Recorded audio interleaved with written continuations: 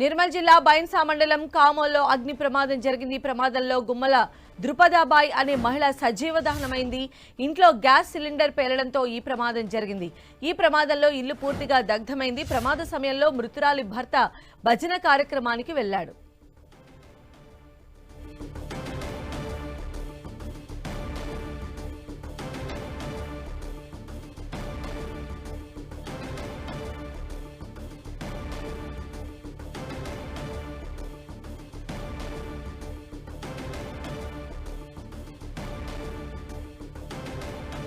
ఈ ఘటనకు సంబంధించిన మరింత సమాచారం మా ప్రతినిధి ప్రేమ్ సాగర్ మనకు అందిస్తారు. ప్రేమ్ సాగర్.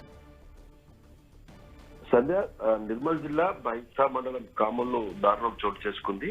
సిలిండర్ పేలి ఒక మహిళ పూర్తిగా సజీవ దానమైంది. ఆ మహిళతో పాటు వాళ్ళకి సంబంధించిన ఇల్లు కూడా పూర్తిగా దగ్ధమైన పరిస్థితి.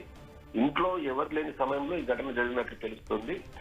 భర్త గ్రామంలో జరిగిన ఒక భజన కార్యక్రమంలో పాల్గొనడానికి ఆయన వెళ్ళాడు. ఆయన వచ్చి చూసరికి ఒక్కసారిగా ఇంట్లో మంటలు చెలరేగి ఉన్నాయి.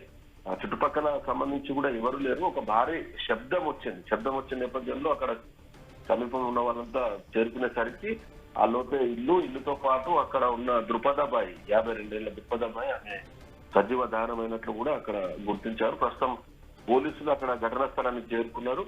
పూర్తి స్థాయిలో దర్యాప్తు చేస్తున్నారు. ప్రమాదమా మరి ఇంకేమైనా కోణాలు ఉన్నాయన్న దానిపైన పోలీసులు అయితే దర్యాప్తు చేస్తున్న పరిస్థితి.